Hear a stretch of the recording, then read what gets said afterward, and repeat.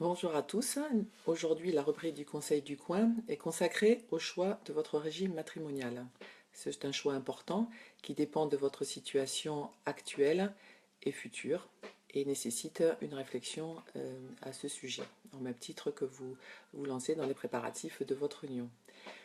En premier lieu, le régime matrimonial qui s'applique à tous les Français et qui ne font pas de contrat de mariage préalable est celui de la communauté de biens réduite aux acquets, qui est un régime très simple dans lequel tous les biens que vous accueillerez pendant votre mariage demeurent des biens communs, bien entendu.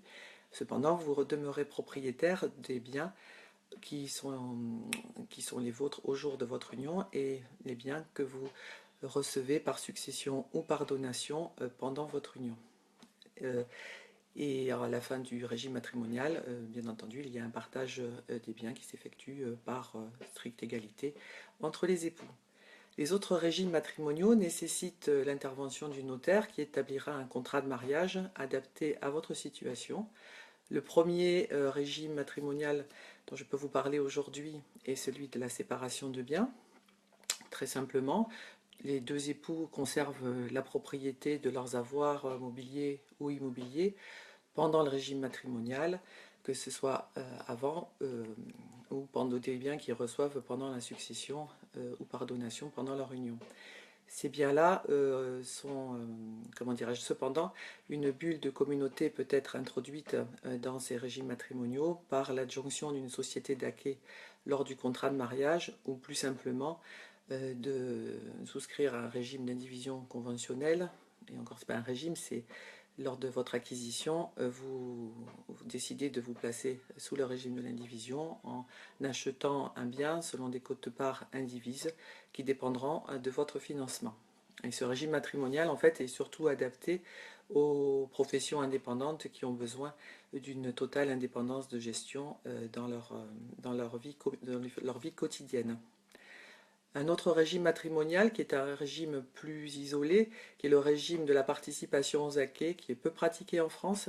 C'est un régime hybride qui, pendant le régime matrimonial, fonctionne comme un régime de séparation de biens et qui, lors de la dissolution du régime matrimonial, fonctionne à une logique plus communautaire, c'est-à-dire que le notaire chargé de liquider un régime matrimonial de participation aux acquêts établit le bilan des patrimoines respectifs des époux et l'enrichissement d'un des époux est partagé,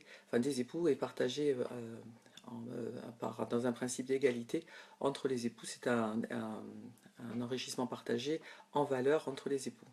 Voilà, par moitié. Le dernier régime matrimonial est le plus simple de fonctionnement, j'allais dire, c'est celui de la communauté universelle, car très simplement, tous les biens des époux, qu'ils soient acquis avant le mariage ou reçus par succession ou donation, et tous les biens acquis pendant l'union, seront des biens communs et lors de la dissolution, ils sont attribués par part égale entre les époux à la fin du régime matrimonial. Voilà.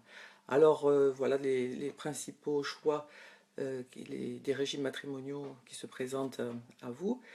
Cependant, il est très important que vous puissiez consulter un notaire pour qu'il vous conseille sur le choix le plus adapté à votre situation, car nous sommes ici en situation de sur-mesure et il est important que ce conseil vous soit vraiment personnel. Donc poussez la porte d'une étude de notaire pour recevoir ce conseil.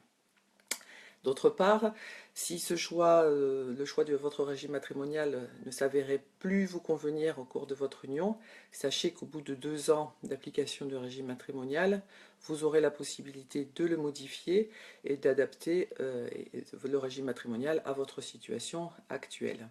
Voilà. Dernier point, le Conseil du coin est présent partout en France le premier samedi de chaque mois.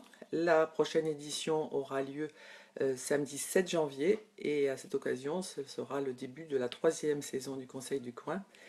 Notaires et collaborateurs, inscrivez vos sites sur le site duconseilducoin.fr. Il est important que la profession entière contribue à promouvoir l'accès aux droits pour tous partout en France. Voilà, donc je vous invite à inscrire vos sites sur le site conseilducoin.fr. En attendant, je vous souhaite de très bonnes fêtes de fin d'année et un très bon dimanche. Merci, au revoir.